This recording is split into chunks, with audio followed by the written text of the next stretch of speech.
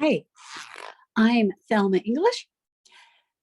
Nice to see you back. This is American Lit session 22 out of 31.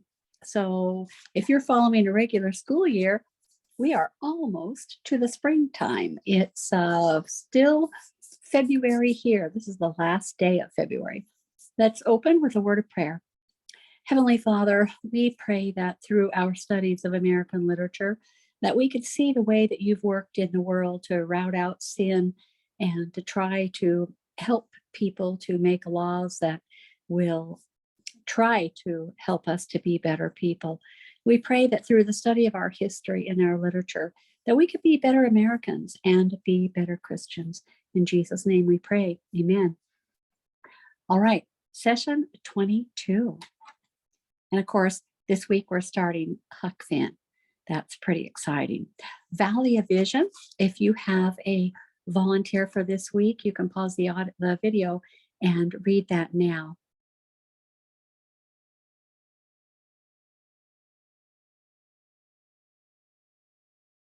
Okay, we're back.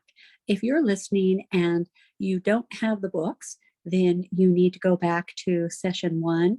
And if you go to thelmaslibrary.com at session 1, you'll find our book list. And you can see that we use a variety of Dover books.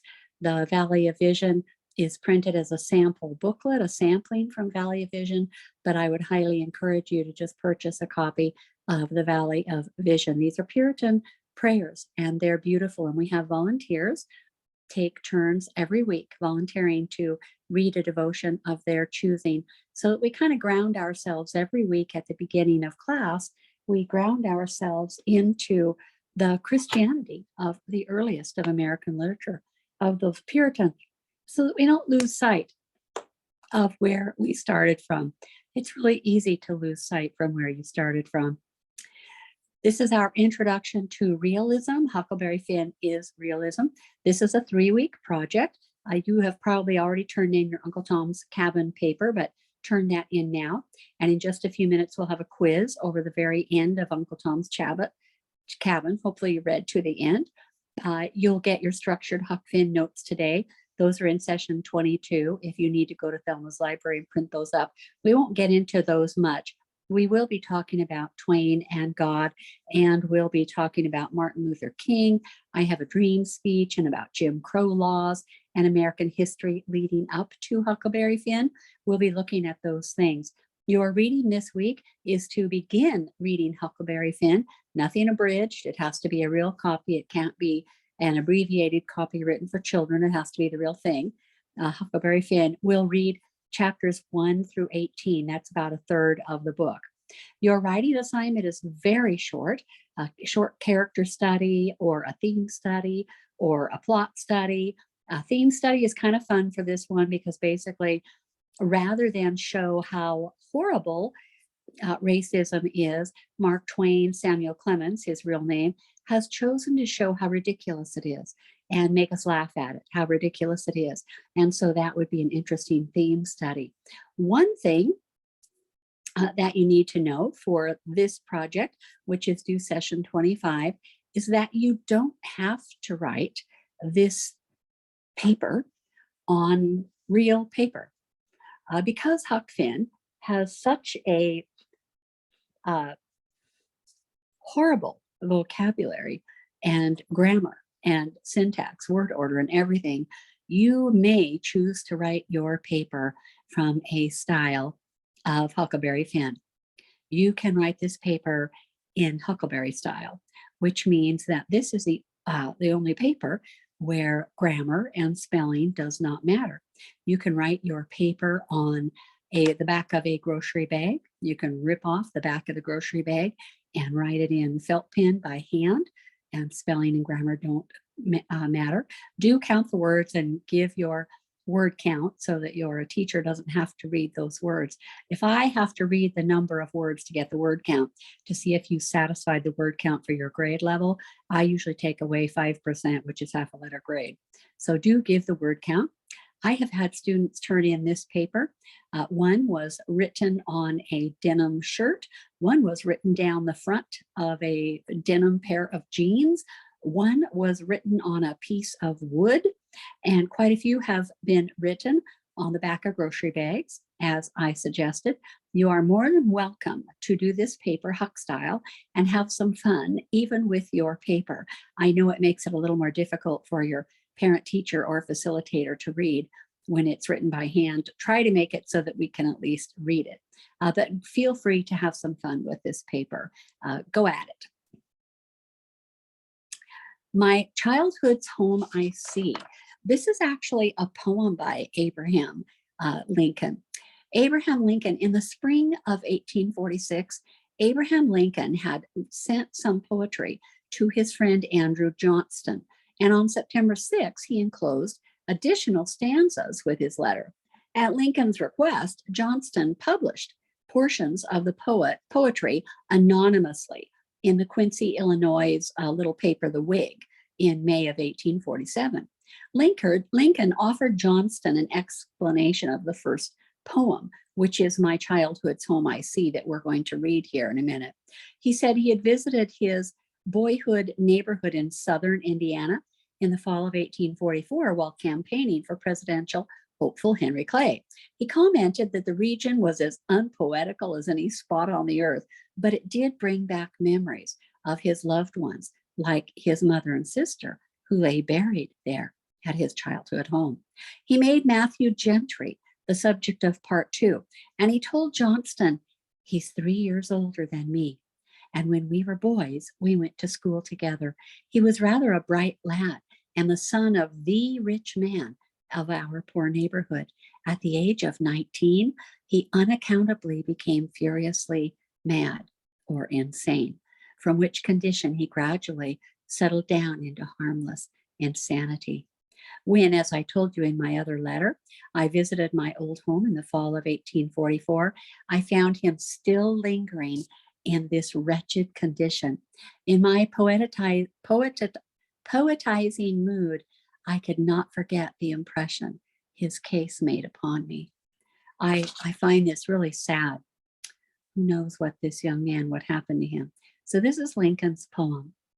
My childhood's home I see again. Oh, and you should have this as a handout. It's there in session 22 at Thelma's Library as a handout. My childhood's home I see again, and sadden with the view, and still as memory crowds my brain, there's pleasure in it too. O memory, thou midway world twixt earth and paradise, where things decayed and loved ones lost in dreamy shadows rise. You can also follow along in your Great American Poems. And freed from all that's earthly vile, seem hallowed, pure, and bright, like scenes in some enchanted isle, all bathed in liquid light. As dusky mountains please the eye, when twilight chases day, as bugle tones that, passing by, in distance die away. As leaving some grand waterfall, we, lingering, list its roar, so memory will hallow all we've known, but know no more. Nearly 20 years have passed away since here I bid farewell to woods and fields and scenes of play and playmates loved so well. Where many were, but few remain of old familiar things, but seeing them to mind again, the lost and absent brings. The friends I left that parting day, how changed as time has sped. Young childhood grown, strong manhood gray, and half of all are dead. I hear the loved survivors tell how naught from death could save, till every sound appears a knell and every spot a grave.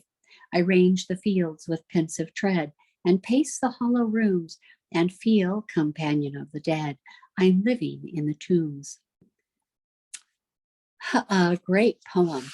That's really one of my favorites. This is a poem by Walt Whitman, also in our book, O Captain, My Captain. So, O Captain, My Captain is, the captain is, of course, Abraham Lincoln, and Walt Whitman is, it's almost like an elegy to lament Lincoln's death, which was shocking. And so Lincoln was captain. O Captain, my captain, our fearful trip is done. The ship has weathered every rack. The prize we sought is won. The port is near, the bells I hear, the people all exulting, while follow eyes the steady keel, the vessel grim and daring. But oh, heart, heart, heart, oh, the bleeding drops of red, where on the deck my captain lies, fallen, cold, and dead. O captain, my captain, rise up and hear the bells. Rise up, for you the flag is flung, for you the bugle trills, for you bouquets and ribboned wreaths, for you the shores are crowding, for you they call the swaying mass, their eager eyes turning. Here, captain, dear father, the arm beneath your head, this arm beneath your head. It is some dream that on the deck you've fallen cold and dead. My captain does not answer. His lips are pale and still. My father does not feel my arm. He has no pulse nor will. The ship is anchored safe and sound, its voyage closed and drone. From fearful trip the victor ship comes in with object won. Exult, O shores, and ring, O bells, but I with mournful tread walk the deck my captain lies, fallen cold and dead. This is the funeral procession, which went across 7 states by train after Lincoln's assassination. And you can see that thousands upon thousands of people lined the way to say goodbye to Abraham Lincoln. He was a very popular president even during his lifetime. Okay, we're going to take our last quiz for Uncle Tom's Cabin, and you have some fun, weird vocabulary words for extra credit. Let's go ahead and pause the video and take your quiz now.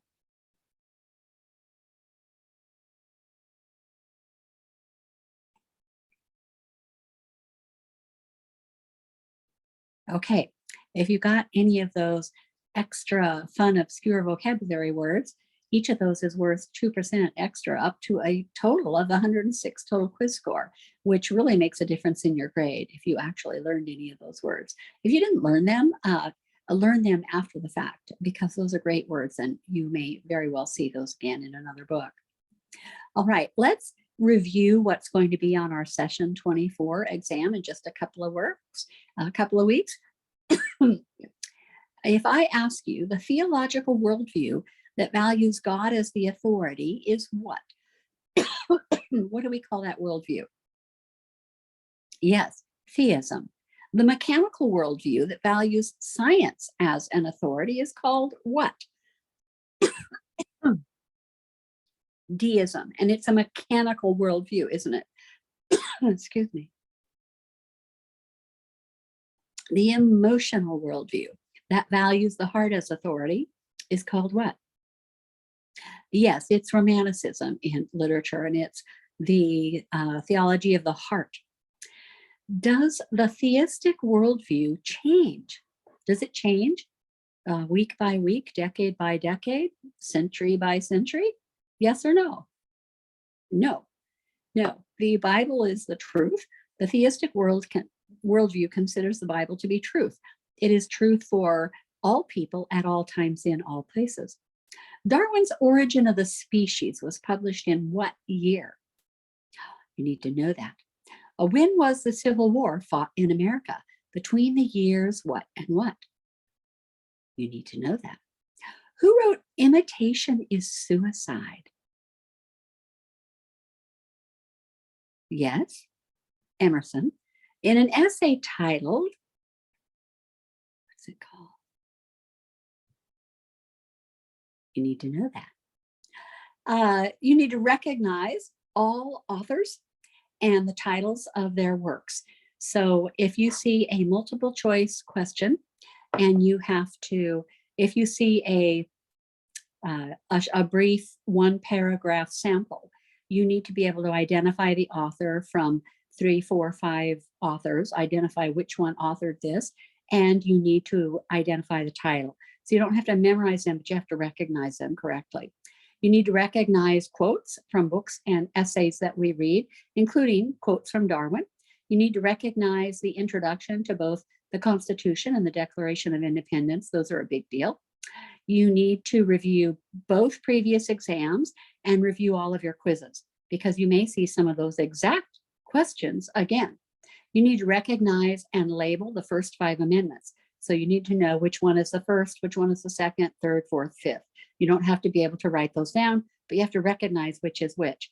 And you use your note sets for review. So notes that you've received in this class that we go through, go ahead and use those note sets for review. Those will help you also. We left off in our note sets last week looking at local colorists. Now, this has nothing to do with race. A colorist is a local author who colors or paints a picture of his particular place in time, of his people, his neighborhood, his time, and what people were like when he was alive. And that's a local colorist. And that would include primarily, we're looking at this week, at Mark Twain. We know him as Mark Twain. His real name is Samuel Clemens, but like many authors, he chose a pen name, and he chose Mark Twain. Huckleberry Finn. Through the character of Huck, Twain allowed the world to vicariously experience life on a raft in the Mississippi River. We know he grew up doing that. He had a wonderful boyhood. He could ride a raft on the river. He had a wonderful life, like a homeschool kid on a farm today. He wrote in a style that reflected both Romanticism and Realism. So it's kind of far away, that fun idea, but it's also realistic in that these things actually do happen. With a decided favor toward realism, it was common for writers to take pen names, and Samuel Clemens chose Mark Twain. Excuse me. So he chose Mark Twain for his pen name. Now, this is right from your structured notes. Common themes found in this type of literature. Realism, of course, is Romanticism. Naturalism is Romanticism. Determinism is Romanticism. These are just different, harsher flavors of Romanticism. As time passes, we remain in Romanticism. The earliest of Romanticism we like. Those are the books we like. Then it gets more and more realistic, which can make it harder to read. And by the time we get to naturalism, we really are living in a theological void where the universe is just unpredictable, spontaneous, discontinuous. Our fate is determined by our environment. That would be more determinism. Our fate is determined by environment, by heredity, and by chance. Everything is an accident. Free will is an illusion. You don't really get to pick what you're going to do next. You're just kind of fated for that. And not only life is hard, but life is a cruel joke. That just to be alive is a cruel joke. And we do see that some of these authors, at least several very famous authors, committed suicide. They believed this worldview. Maggie, a girl of the streets, we mentioned this last week. This is a literary milestone in 1893. This is very early realism. Crane was born in New Jersey in 1871. He was the 14th child of a Methodist minister. Remember, there's no birth control. I think it was invented 1920s or 1930s, but it really was not available to the common person until the 60s. And of course, that sparked the sexual revolution. So before the 60s, we have a lot of kids in families. So he's the 14th child. He started to write stories at the age of 8. And by 16, he was writing articles for a magazine. He studied at a college and at a university. Now, after his mother's death in 1890, and his father had already died earlier, Crane moved to New York, where he lived a hippie lifestyle. And he worked as a freelance writer and journalist. Now, living as a hippie in the 1890s is a big deal. While supporting himself by his writings, he lived among the poor in the slums to research his first novel. Think about the 1890s. This is when women are still wearing long dresses exclusively with long hair. This is really almost still Victoria. Men are still wearing black suits. Everybody's dressed up. Crane lived openly with various women in scandal. His first novel, Maggie, a Girl of the Streets, was a landmark in the development of literary naturalism. And he's also very early for naturalism. He had to print the book at his own expense, borrowing the money from his brother. So it wasn't really popular. He also wrote The Red Badge of Courage, I mentioned a couple of weeks ago that if you want to take a CLEP, C-L-E-P, a CLEP test to get a college credit for this class, you'll need to do more poetry. You'll need to read The Red Badge of Courage by Stephen Crane, and you'll need to read The Scarlet Letter by Nathaniel Hawthorne. So The Red Badge of Courage depicted the American Civil War from the point of view of an ordinary soldier, and it's been called the first modern war novel. Was he qualified to write authoritatively about the Civil War? Was he in the Civil War? No, he's a writer. And you also read a letter by General McClure in your syllabus, who really came down on Crane and said, I never met a man who acted like that in that novel. It was not what it was like. Crane's poetry was also popular. These poems brought Crane better reporting assignments, and he sought experiences as a war correspondent in combat areas, just like they do today. They embed themselves in the troops, and that's what he did. Crane traveled to Greece, Cuba, Texas, Mexico, reporting mostly on war events. One of his poems that's quite famous at this point, a man said to the universe, "Sir, I exist."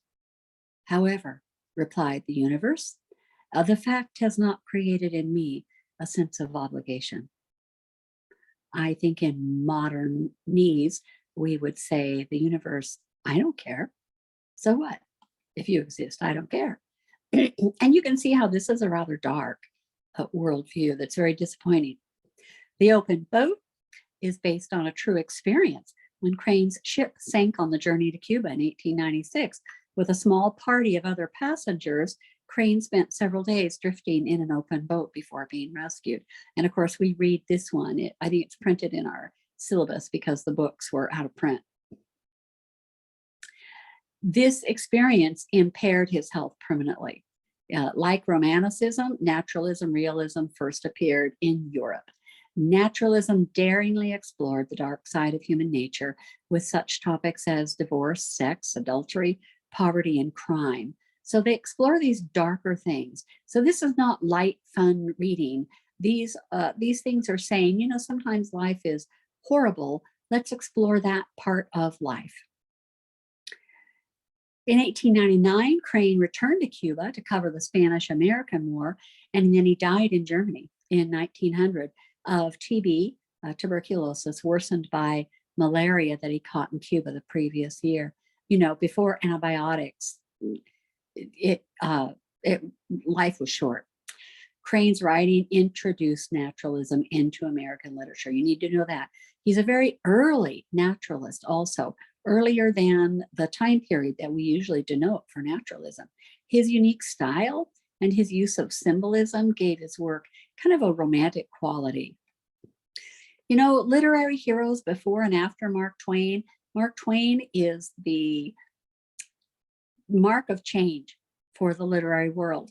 Prior to Mark Twain, there were traditional heroes, and we had boys' stories with a moral or a lesson. Think about Lassie. Timmy learns a lesson. He has to either apologize and learn what he did wrong, something like that. And Lassie, of course, was always saving him. But we have this religious sincerity. The religious people were the smart people, and they were sincerely religious. And it was all about training up children. So these traditional heroes were moral paragons. But then after Mark Twain, we have the anti-hero, where wrong is right, right is wrong, and we see religious hypocrisy and an irreverence toward all things religious, where we're just mocking and making fun of characters who are religious.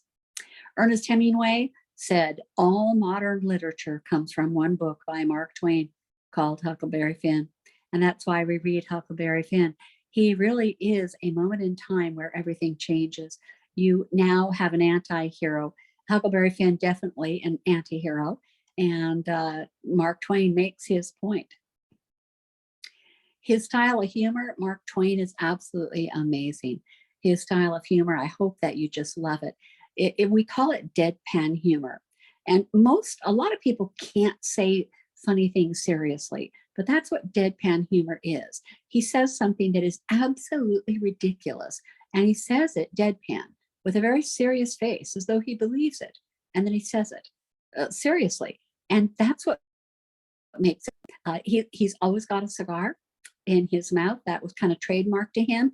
And in an era when Victorians, all the men were wearing black, all the women were wearing black, everybody wore black, he was always seen in a white suit, which is kind of cool. And his use of the vernacular. He doesn't clean up all the words. He talks like Huck talks. And so Huckleberry Finn, we have this pathetic English grammar, which is quite amusing and fun and funny and all of that. And that's why I like to let you write in that style if you want to. Deadpan humor was his trademark. He keeps this casual, straight face. And if you're interested, there is a Mark Twain impersonator. It's not Mark Twain himself. There's only one video, I think, that exists of Mark Twain, and it's a very short video, and I don't think it has sound. But if you go to YouTube and type in Mark Twain tonight, and then look at a few 5 or 10 minutes, it's a couple hours long, look at a few 5 or 10 minute sections of him telling jokes. He addresses and looks exactly like Mark Twain, and he kind of has his accent, he has his mannerisms down. It's almost like watching Mark Twain, and that's worth looking at a little bit so that you can imagine what Mark Twain was like. And that deadpan, the use of deadpan is funny because it implies the storyteller is unaware how absolutely ridiculous the story really is. We'll be reading The Wounded Soldier's short story. It's in one of your Dover books, and we'll be reading that a little later on. Laughter followed Twain everywhere. A newspaper once sent him to the Holy Land, so he went to Jerusalem, and he went all over Europe, and he mailed back letters that then they made into the humorous narrative that he made later into the humorous narrative of Innocents Abroad. So the innocents are the Americans. The Americans go abroad and don't understand anything, poking fun at these staunch Europeans and the gullibility of the American tourists. And it's quite a funny book. From chapter 28 of Innocents Abroad. Day after day and night after night, we have wandered among the crumbling wonders of Rome. Day after day and night after night, we have fed upon the dust and decay of 25 centuries, have brooded over them by day and dreamt of them by night, till sometimes we seemed moldering away ourselves and growing defaced and cornerless and liable at any moment to fall a prey to some antiquary and be patched in the legs and restored with an unseemly nose and labeled wrong and dated wrong and set up in the Vatican for poets to drivel about and vandals to scribble their names on forever and forevermore. Isn't that fun? From Innocents Abroad. The stories are funny because they're ridiculous, nearly impossible to actually have happened, and he had the ability to tell them with a straight face. One thing that's interesting about his visit to the Holy Land, this is about 75 years before Israel becomes a nation in 1947. And it is true that Israel was pretty much a barren place, way back, I don't know how many hundreds of years ago. It may be 1,000 or 2,000 years ago. The Jews were taxed by how many trees they had on their land, and they went around and cut down all their trees. And this changed their ecosystem. It changed the landscape. It changed everything about Israel. And the time that Mark Twain went there, it would have been really a pretty poverty-looking place as far as a lack of nature and lack of beauty. And of course, after becoming a nation in 1947, the Jews have just beautified Jerusalem. It's an absolutely lush, beautiful place. Impossible to recognize from Mark Twain's, from his, the way he described it from his description. And one advantage to using humor is that you can get away, kind of like Shakespeare's Fools. You can get away with saying things that you couldn't say if you were a serious author. Twain is famous for revealing religious hypocrisy ruthlessly and making fun of it. He is like Shakespeare's Fools. They can say real things and get away with it. He can make statements about social and religious situations without being condemned. When you meet the widow Douglas and her sister, Miss Watson, in Huckleberry Finn, it's quite funny, but It is filled with religious hypocrisy. It really makes you wonder if Mark Twain ever met a sincere Christian. It doesn't appear so. The only problem with being a humorous writer is that you can't ever be taken seriously. Everybody wants you to, every time he speaks, people want him to laugh. He tried to write his one serious work, Joan of Arc. That was his personal favorite, but it never became popular. Quotes from Twain. They have all these cool quotes. You'll hear a lot of quotes from Mark Twain, and you kind of have to look them up and check them to see if they're true, because a few of them aren't true and they get credited to Mark Twain. Always do right. This will gratify some people and astonish the rest.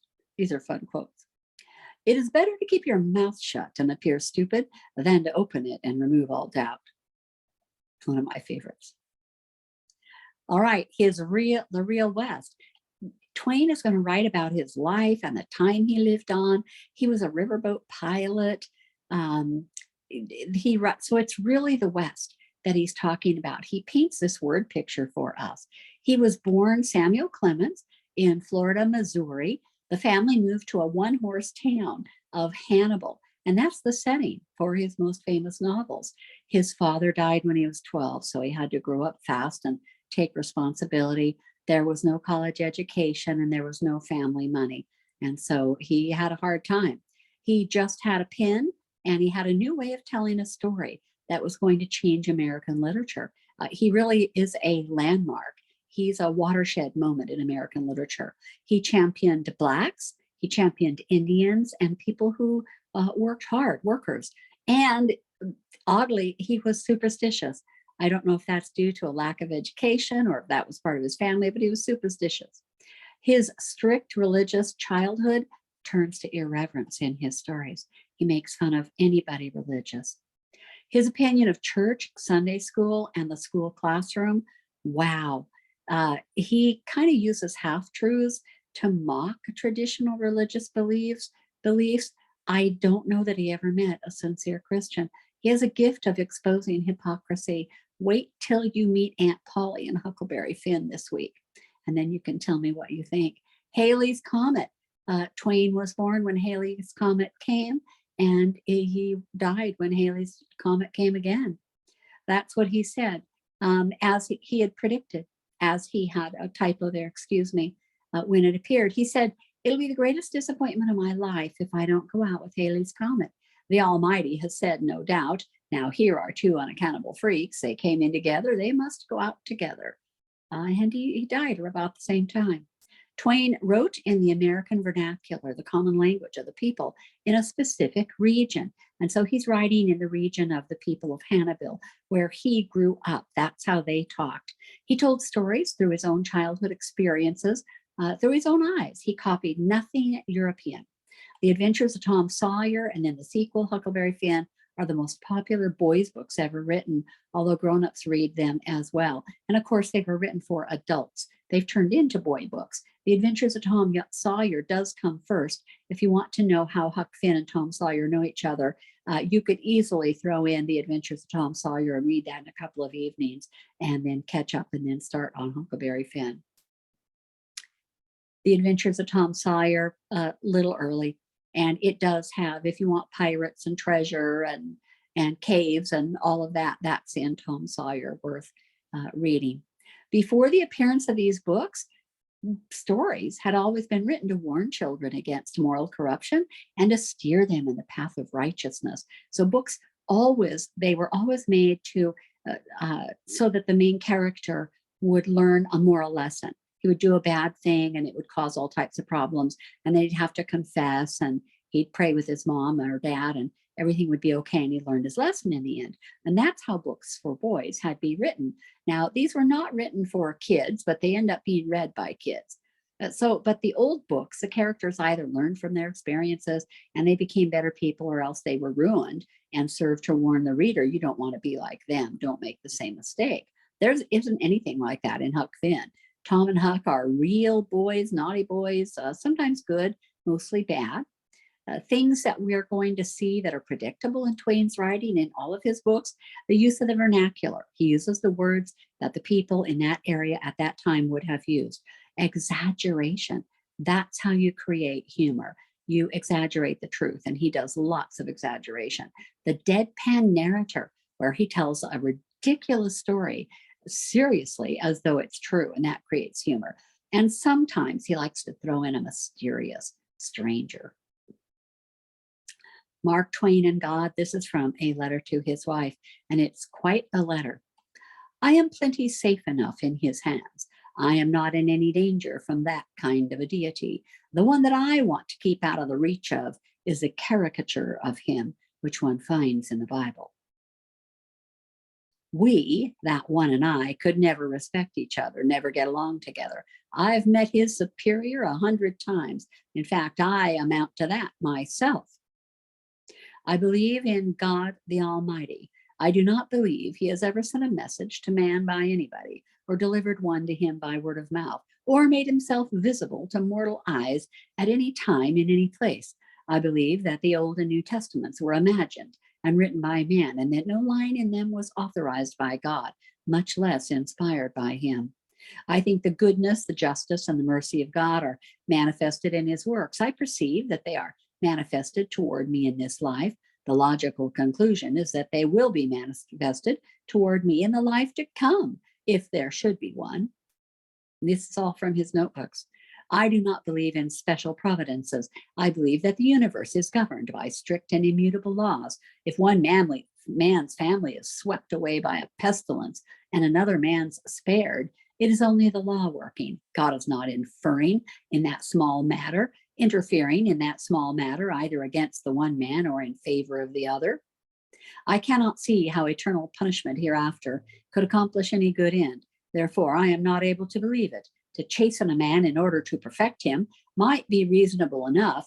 To annihilate him when he shall have proved himself incapable of reaching perfection might be reasonable enough. But to roast him forever for the mere satisfaction of seeing him roast would not be reasonable. Even the atrocious God imagined by the Jews would tire of the spectacle eventually.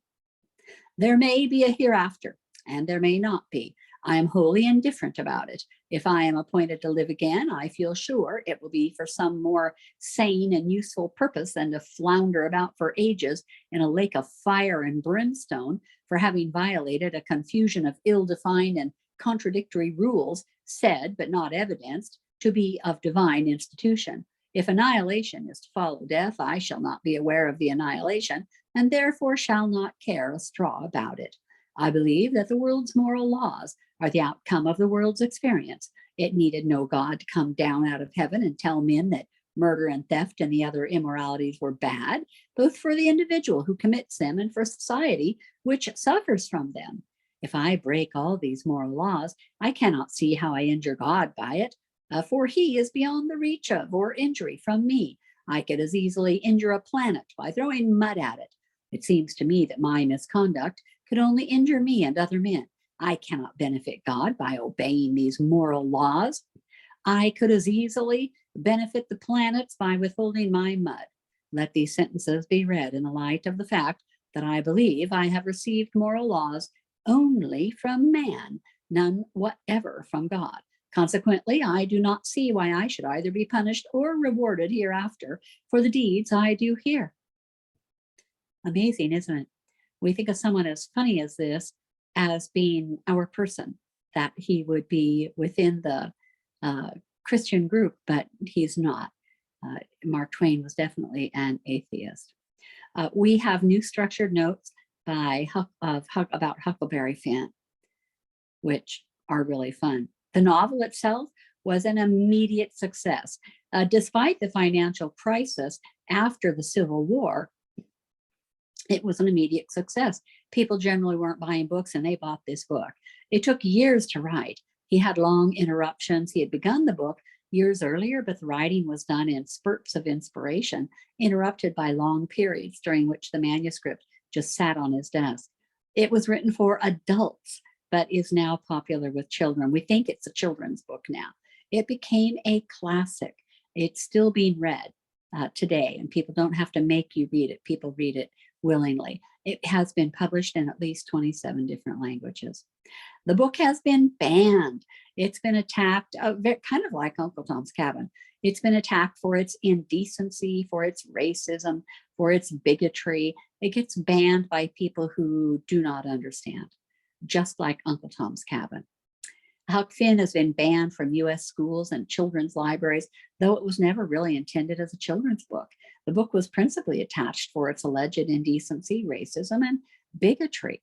Nonetheless, the book has been widely read ever since its first publication, well over a century ago, an exception to Twain's definition of a classic. Twain called a classic a book which people praise and don't read, but Huckleberry Finn people actually read because it's a fun book to read. Now, we're going to divert here and look at some history leading up to Huck Finn. And so this is not an American history class, but sometimes with literature, you really need to have a background so that you understand the book. And so let's look at history that leads up to Huckleberry Finn. Now, we'll go way back to 1818. Our country had grown from 13 colony states to 22 by this time. We started with those 13 and we worked our way up to 22. There were 11 slave states and 11 free states. This made it pretty easy. Both factions had equal representation in the Senate, but the House had more representatives because the free states had more population. So remember, every state has 2 senators, but it has a differing number of representatives according to the population. So the House of the free states had more representation in the House of Representatives because they had more population.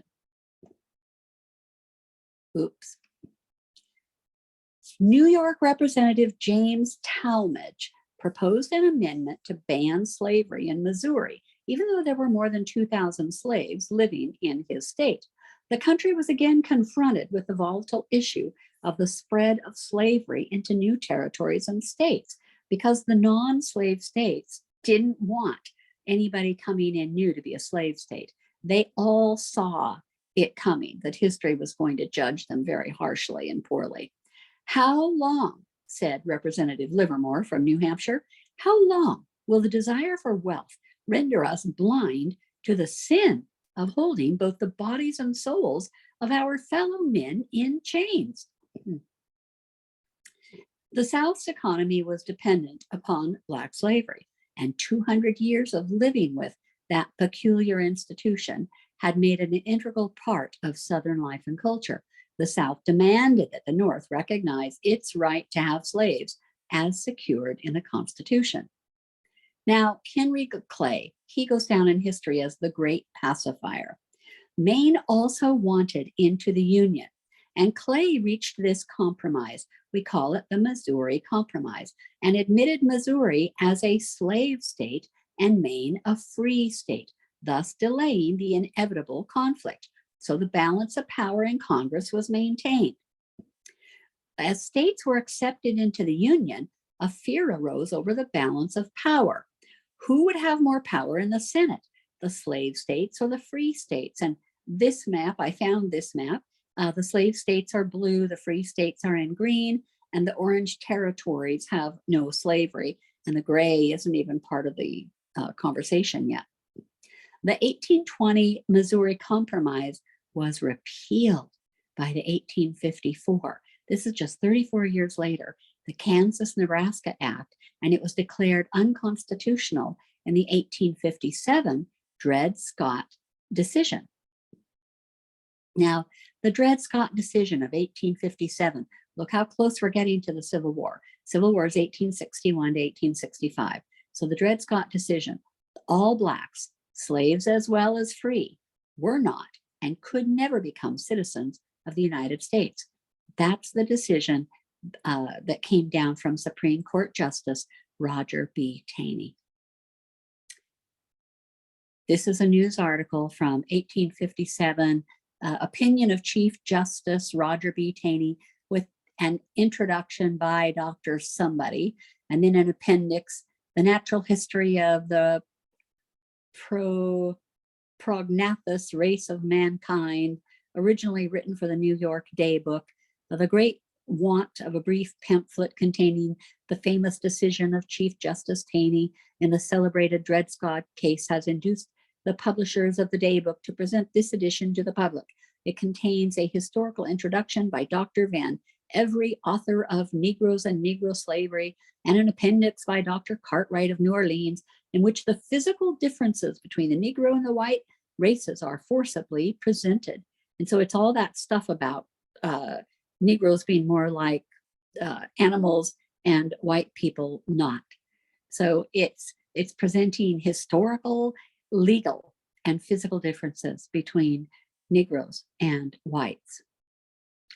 The Supreme Court 7-2 that no person of African ancestry could claim citizenship. Case closed. Yeah. Are your feathers ruffled? Are you mad yet? Hopefully you're mad. Justice Taney said the framers of the Constitution believed that Blacks had no rights which the white man was bound to respect, and that the Negro might justify and lawfully be reduced to slavery for his benefit.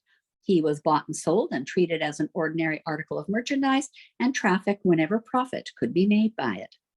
Referring to the language, this is Dred Scott and his wife, a statue now, referring to the language in the Declaration of Independence that includes the phrase, all men are created equal, Taney reasoned that it is too clear for dispute that the enslaved African race were not intended to be included and formed no part of the people who framed and adopted this declaration. My hopes were never brighter than now, said Frederick Douglass. Why would that be? Why would he say that? My hopes were never brighter than now. For Douglass, the decision, he knew that it would bring slavery to the attention of the entire nation. All the people in the North now had to deal with this, and he knew it would be a step toward slavery's ultimate destruction. Lincoln's House Divided speech, a beautiful speech. A house divided against itself cannot stand. This was extremely courageous, but not politically correct in 1858 from a newbie senator, this young rascal. On June 16, 1858, look how close we are to the Civil War, 1861, more than 1,000 Republican delegates met in the Springfield, Illinois State House for the Republican State Convention. And the Republican State Convention, because of course the Democrats were all for slavery. At 5 p.m., they chose Abraham Lincoln as their candidate for the U.S. Senate, running against Democrat Stephen A. Douglas. At 8 p.m., Lincoln delivered this address to his Republican colleagues in the Hall of Representatives. The title comes from a sentence in the speech's introduction. A house divided itself cannot stand. And that's paraphrasing a statement that Jesus spoke in Matthew 12. Mr. President and gentlemen of the convention, if we could first know where we are and whither we are tending, we could then better judge what to do and how to do it. We are now far into the 5th year since a policy was initiated with the avowed object and confident promise of putting an end to slavery agitation. Mr. President and gentlemen of the convention, oh, and this is a repeat slide, apologies. Slide 91 I won't be able to fix that either. Slide 91 is a repeat, apologies. And what is he referring to? Let's see. Lincoln believed that the recent Supreme Court decision on the Dred Scott case was part of a Democratic conspiracy that would lead to the legalization of slavery in all states. That's what Lincoln thought about the Dred Scott decision. He thought, oh no, this is going to be the push to try to legalize slavery in all the states. And Lincoln just could not imagine this. He was referring to the court's immoral decision that permitted Dred Scott to live in a free state and yet remain a slave. He said, what Dred Scott's master, another typo there, might lawfully do with Dred Scott in the free state of Illinois, every other master may lawfully do with any other one or 1,000 slaves in Illinois or in any other free state. I believe this government cannot endure permanently half slave and half free. I do not expect the Union to be dissolved. I do not expect the house to fall, but I do expect it will cease to be divided. It will become all one thing or all the other. And that's the one sentence a lot of people forget in this speech. He thought it was going to become all one thing or all the other. And that's why he had to speak out against slavery. Stephen Douglas would twist Abraham Lincoln's meaning and paint him as a warmonger and a radical abolitionist, saying, he wants war, he wants war. He's an abolitionist, which of course Lincoln was, but more quietly.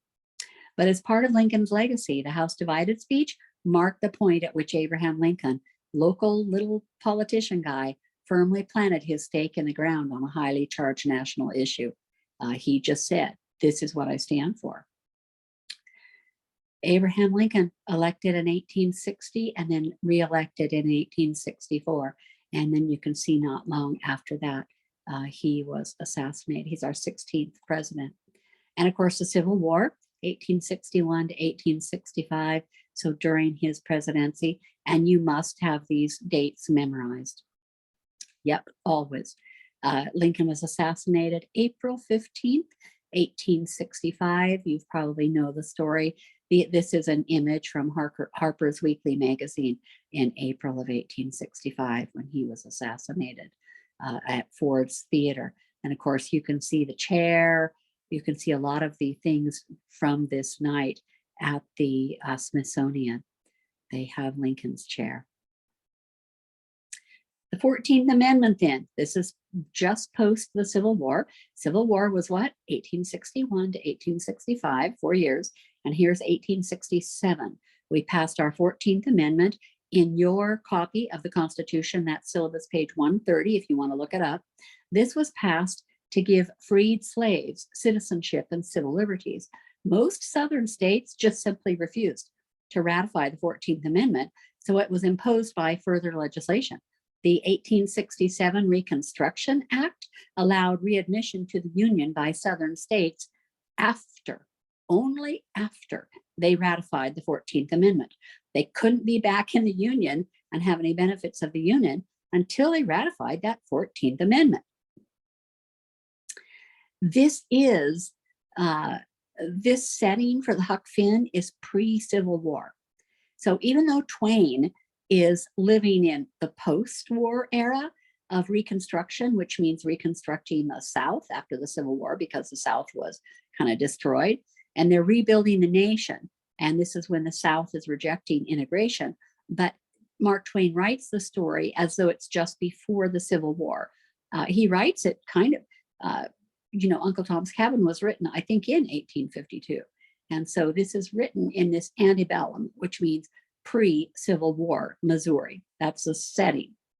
Jim Crow laws. Do you want to know what it was like right after, during Reconstruction? And this is from the 1880s during Reconstruction of the South. And the South did not want to recognize the rights of Black people. And this goes all the way up to 1860. You can look for your own state's history on Jim Crow laws. Of course, the closer to the South you get, the worse, the more laws that there are. But even here in Portland, Oregon, there were neighborhoods where Black people were not allowed to build, and there were highways that were put in that wiped out completely Black neighborhoods, and they were not given the money that was due to them. We're just now looking at some reparation so that people who can prove their great-great-grandparents owned specific property and were basically swindled out of it, to give those properties back to them or to compensate them accordingly. And so this is a long time, these Jim Crow laws. So now you can go ahead and set aside your Huck Finn notes until next week, because we're going to look at Jim Crow laws. Because if you were born, for example, in Oregon, somewhere in the Pacific Northwest, you've never heard of Jim Crow law and you don't even get what it was like. And if you've never visited the South, I've never visited the South.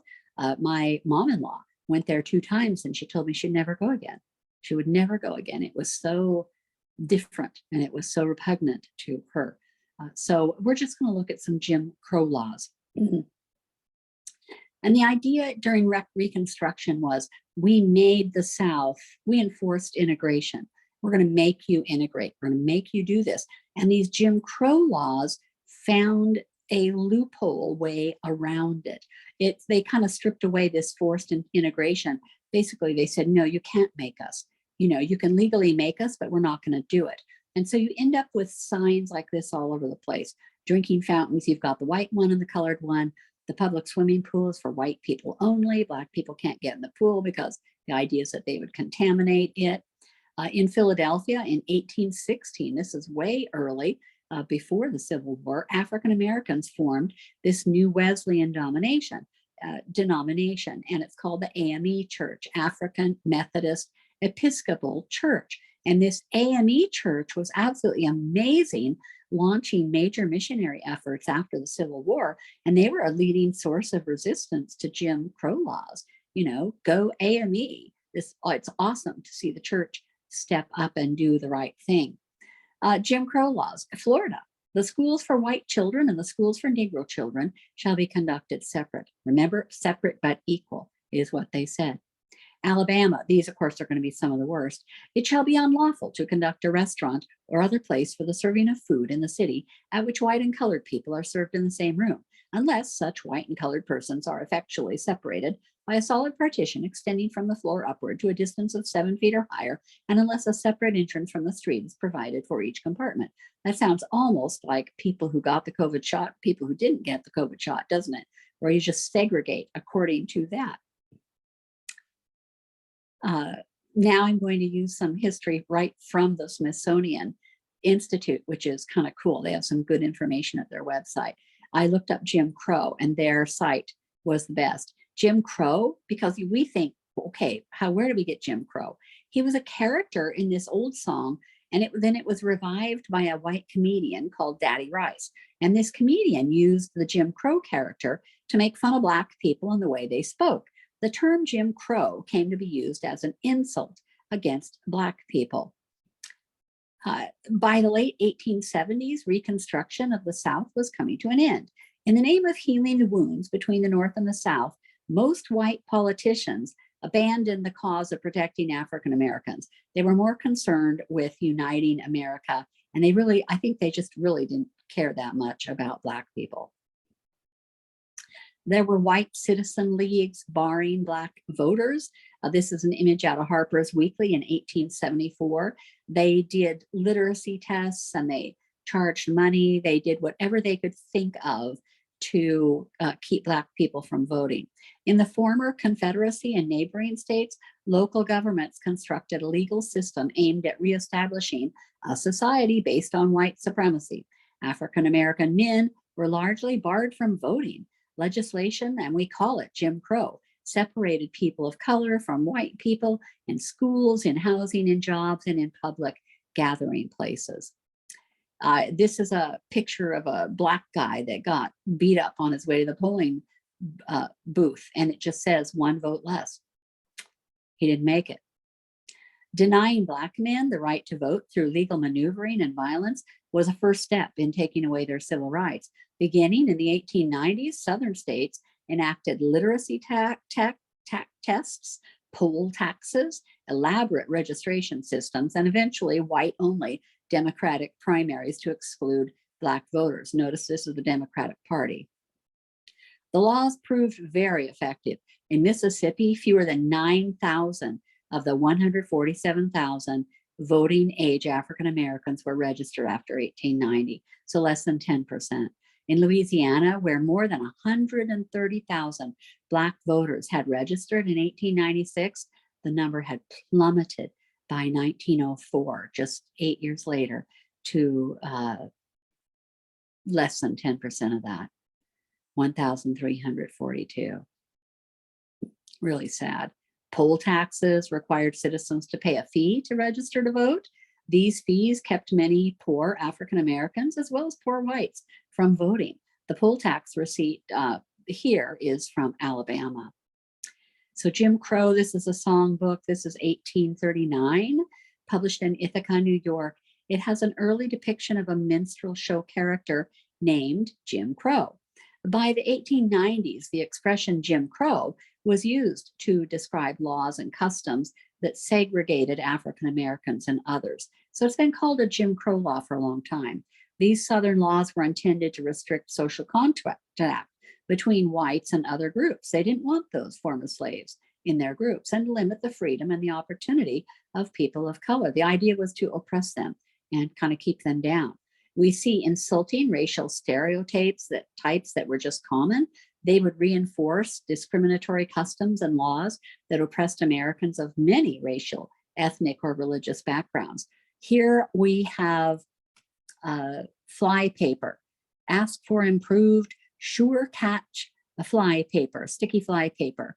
And these two Black people are sitting there with an umbrella with fly paper on the top, and it says, "Dar ain't no flies on us," with the typical big lips and all of that. Sure catch fly paper. And here's an advertising card. Who is this discriminating against? And of course, these are the Chinese.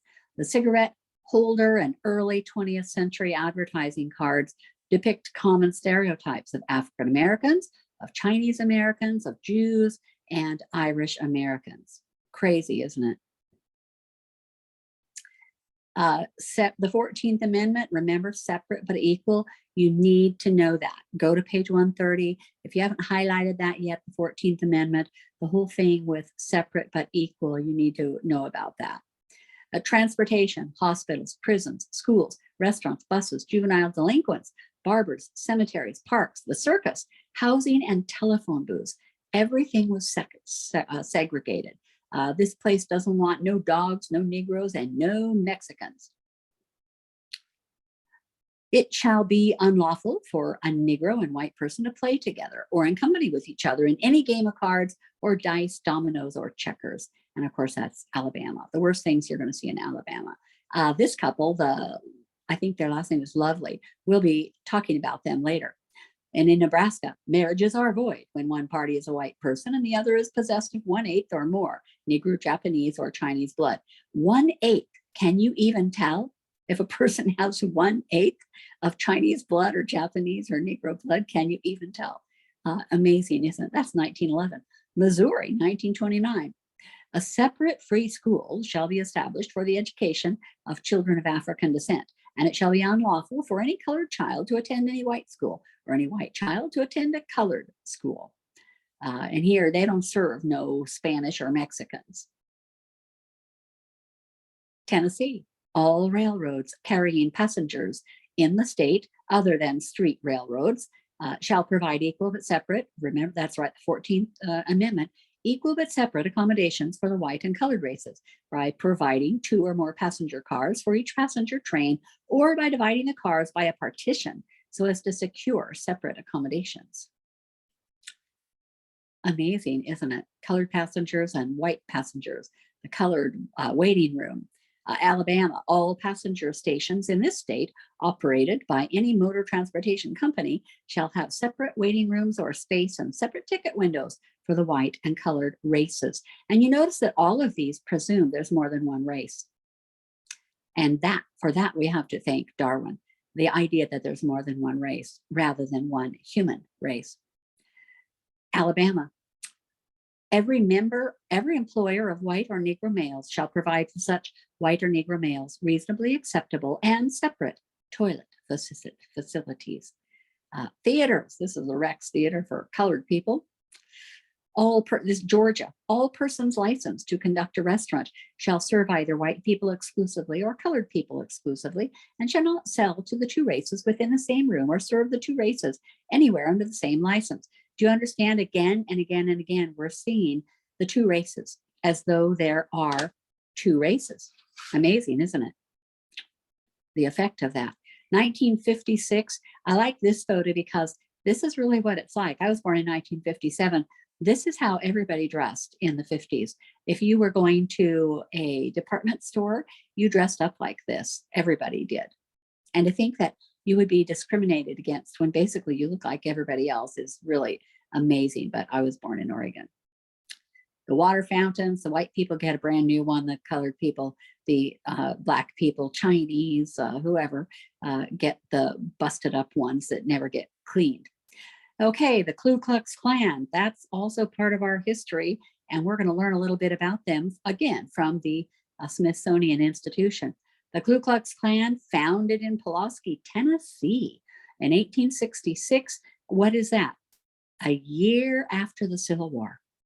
formed to combat Reconstruction reforms and intimidate African Americans. They wear, of course, they cover themselves completely, so there's no repercussions, but that's their purpose, is to stop those reforms and to intimidate African Americans. By 1870, similar organizations such as the Knights of the White Camellia and the White Brotherhood had sprung up across the South. Through fear, brutality, and murder, these terrorist groups helped to overthrow local reform-minded governments and restore white supremacy, and then they largely faded away. Ku Klux Klan robe and hood on display at the Smithsonian. By the mid-1920s, the Klan was again a powerful political force in both the South and the North, spreading hatred against African Americans, immigrants, Catholics, Jews, anybody they didn't like. Klan membership plummeted later in the decade after a series of scandals involving its leadership. But by then, the Klan had inflamed racial hatred and strengthened the political power of white supremacists in many parts of the country. This Ku Klux Klan robe and hood date from the 1920s. And this is the KKK parade in Washington, D.C. It's really amazing. I was born in 1957, and in the early 60s, my mom had 4 kids. She had 4 children, and then she was a single mom. And back in the 60s, she would put us all in the car and we'd all fall asleep, and then she could take us places. We'd all just be asleep. And remember, there's no seatbelts or anything like that. So we crawled from the front to the back, and my little brother would lay up in the back window. That was his favorite place to be. I know, horrific, isn't it, for somebody from 2023 to hear about that.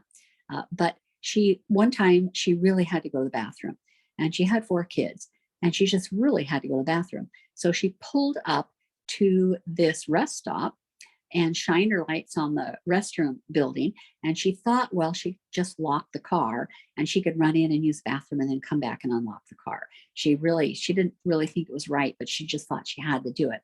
And she pulled up, and her lights not only were shining on the restroom building, but there was a Ku Klux Klan meeting taking place there out on the lawn.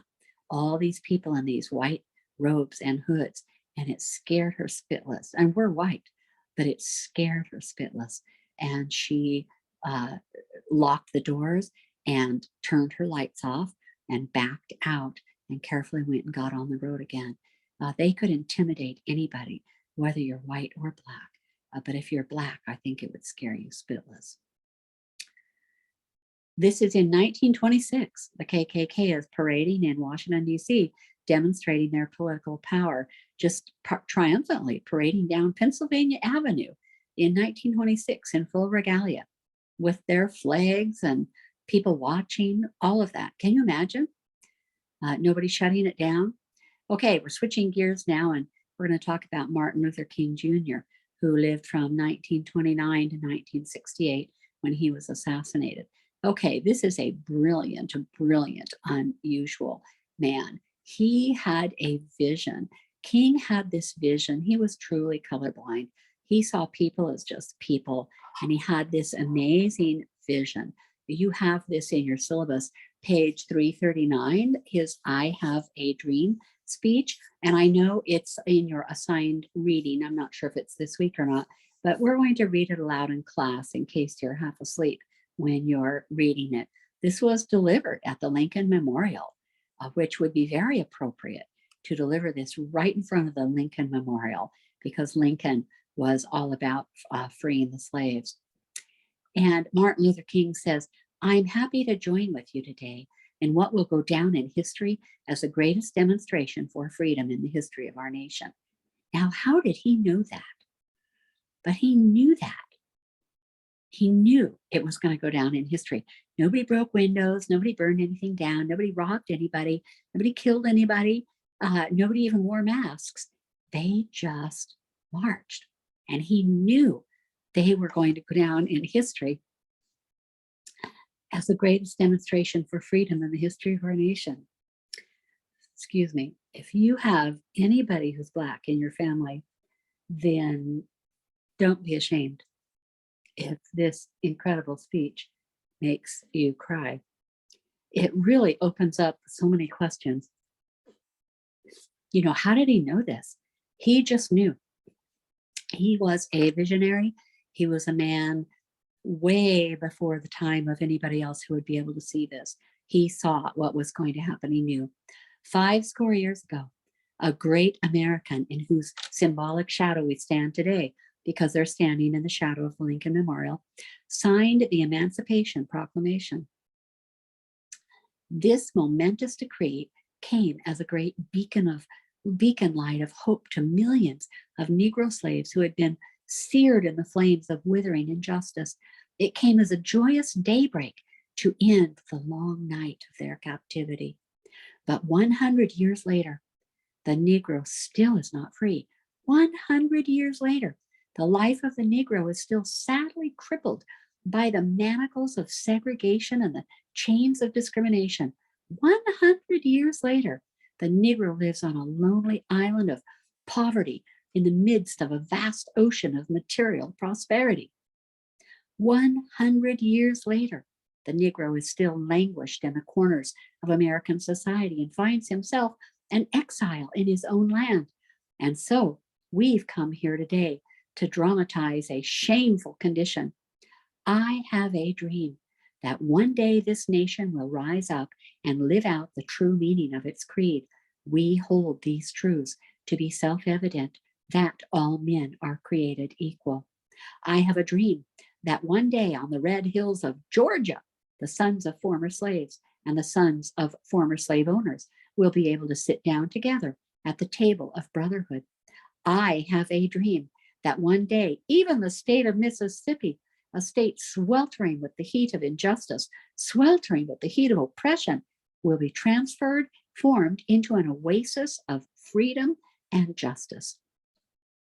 I have a dream that my 4 little children will one day live in a nation where they will not be judged by the color of their skin, but by the content of their character. I have a dream today. And I think that tells us what Martin Luther would think about today, about reparation gone crazy, where whites now are treated as though they're a minority, and we are elevating anybody who is a minority to try to give them not just reparations, but to give them more than reparations. And that's really a conversation you should have with your teacher in your class.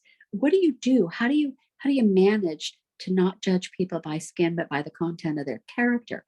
If it's on paper, you can do it. You can say, well, when you apply to a college, they can't ask what color you are.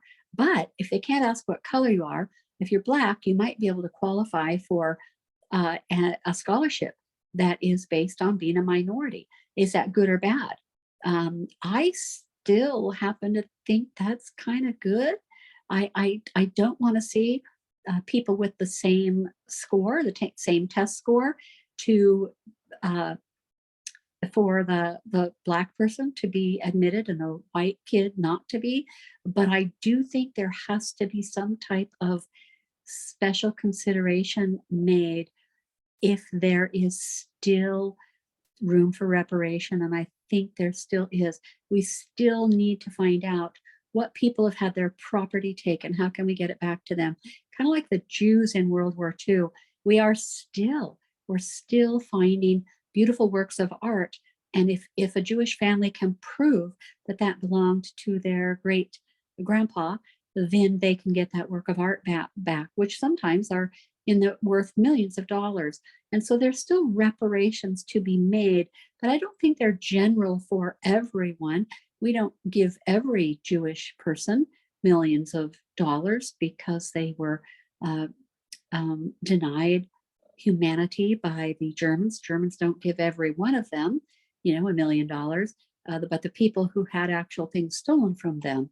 And so I think here in America, if a Black family can show that something was stolen from them, I do think that should be given back to them. How do we get to that point where we're judging people just by the content of their character? And that's a difficult thing to do. I have a dream today, he says. I have a dream that one day down in Alabama, with its vicious racists, with its governor having his lips dripping with the words of interposition and nullification, One day, right there in Alabama, little black boys and black girls will be able to join hands with little white boys and white girls as sisters and brothers. I have a dream today. I have a dream that one day every valley shall be exalted and every hill and mountain shall be made low. The rough places will be made plain. That's straight out of Isaiah. He's thinking of uh, later on in history when all things are made correct. And the crooked places will be made straight, and the glory of the Lord shall be revealed, and all flesh shall see it together. And then, of course, his assassination was April 4, 1968. It's hard to say what Martin Luther King could have done if he had been allowed to live a longer life. The things that he could have done, we will never know what he could have done. I have a dream. From every mountainside, let freedom ring. And when this happens, when we allow freedom ring, when we let it ring from every village and every hamlet, from every state and every city, we'll be able to speed up that day when all of God's children, black and white, black men and white men, Jews and Gentiles, Protestants and Catholics, will be able to join hands and sing in the words of the old Negro spiritual, free at last, thank God Almighty, we are free at last.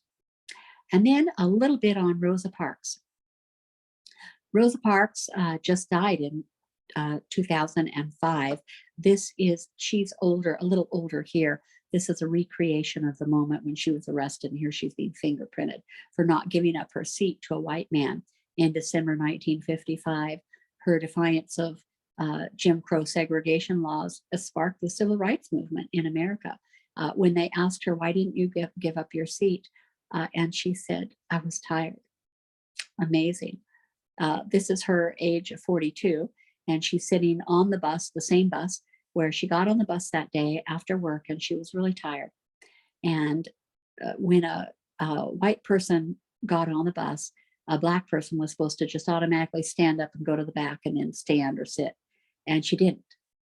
And she was arrested for that. And so this is the same bus, which now is a special bus. You know, you can go see it. And there's a landmark at the corner where the bus stopped and all of that. And this is Rosa Parks with her lawyer, really an amazing woman who showed civil disobedience. And so here's the plaque for her bus boycott that she inspired. At the bus stop on this site, on December 1, 1955, Mrs. Rosa Parks refused to give up her seat to boarding whites. This brought about her arrest, conviction, and fine. The boycott began December 5, the day of the Parks trial, as a protest by African Americans. So they just quit riding the bus the day her trial started, and it really hurt the bus system. They just quit riding. As a protest for African Americans for unequal treatment they received on the bus line. Refusing to ride the buses, they maintained the boycott until the U.S. Supreme Court ordered integration of public transportation 1 year later. Dr. Martin Luther King Jr. led the boycott, the beginning of the modern civil rights movement. Really amazing what you can do. And this is civil disobedience, the quiet but extremely effective kind. Rosa Parks and Martin Luther King. And she lived to be 92 years old. Isn't that cool? And she's a beautiful lady. She could be anybody's grandma. She's really one of my heroines. I have a student who was named after her. Really an amazing lady. Okay, I hope that you had some fun today in class. And now you have a little bit of time to talk about your papers or your non-papers. And I will see you next week. Lord bless you.